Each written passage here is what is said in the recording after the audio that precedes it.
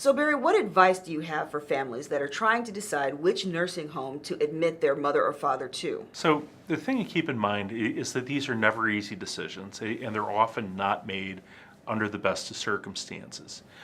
You make the best decision that you can with the information that's available to you. It's important to keep in mind that bad things happen even in good nursing homes, although they tend to happen a little more frequently in the really bad ones. So if you have some opportunity in advance to scout out the nursing homes that are in your area before the need is really acutely arises, it certainly makes sense to do so.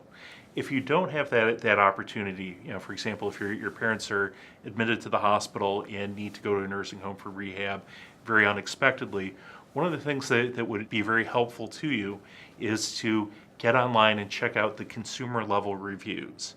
The more recent ones are certainly going to be more helpful. Management and ownership in nursing homes turns over much more frequently than you would think, and a change in management or ownership can make a big difference in the quality of care that's being provided for good or for bad. So the really current reviews tend to be the ones that are most helpful, as opposed to the aggregate star rating that may have accumulated over years. Past that, there are some government websites that are really incredibly useful. There's a website called Medicare Compare, which is run by Medicare.gov, and it gives a star rating to various nursing homes, which it certainly isn't foolproof or fail-proof, but it is a good guide for quality of care indicators. The higher the star rating is, the better the nursing home is scored with regard to the quality indicators.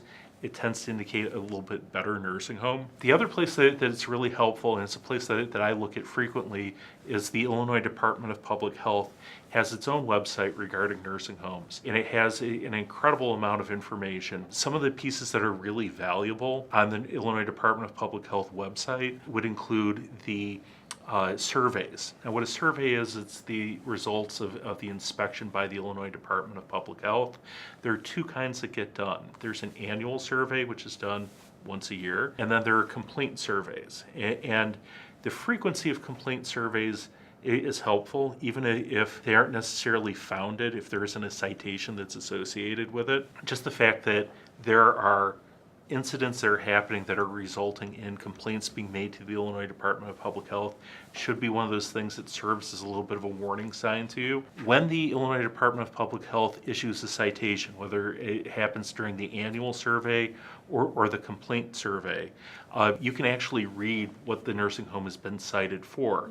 And sometimes it's really pretty innocuous, but sometimes it's really very disturbing as well. So you want to read those with some understanding as to how serious is the citation. A citation for having broken exit lighting is very different from a citation that involves the staff abusing a resident. Those are two very different animals as far as I'm concerned. One of the things that you can get when you look at the Illinois Department of Public Health website is the primary diagnosis for the residents.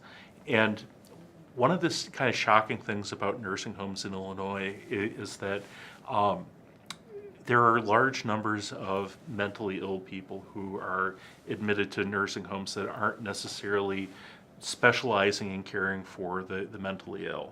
So there will be two different diagnoses. There will be Alzheimer's or dementia, which is your standard dementia that's associated with Alzheimer's or with old age. But then there will be mental illness, which is the bipolar, paranoid, schizophrenic, the more acute mental illnesses. And a lot of times these residents will be considerably younger than your typical geriatric patient population.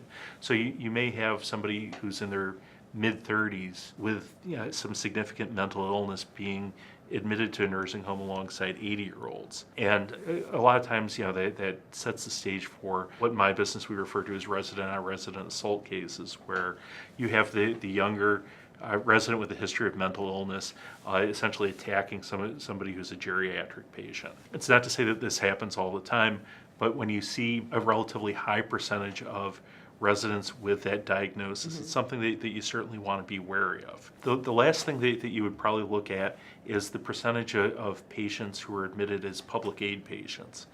And I feel like an elitist saying this, but having a large number of public aid patients in a nursing home is not necessarily a good indicator for the quality of care that they're going to be getting, because public aid on average pays much less than the various other payer sources, whether it's Blue Cross Blue Shield, private payment, Medicare, what have you. And when we look at the business model that nursing homes operate under, this is a nursing home that doesn't have a lot of revenue. So the issues regarding how the profit model impacts care tends to be fairly acute in those kinds of facilities where there's a lot of public aid patients. It's one of these things I feel awful saying, but on the other hand, it's something I'd certainly want to be aware of if I'm looking at a facility as being someplace where I would admit my mother or father to. That's information that's publicly available. It's available on the Illinois Department of Public Health website. That's certainly a resource which I would rely strongly on in trying to decide, is this the kind of facility that I'd want to look at admitting my mother or father to.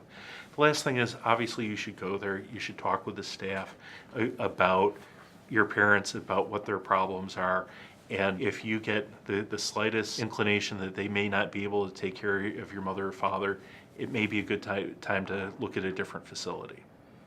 You've been watching Fighting for What's Right with attorney Barry Doyle.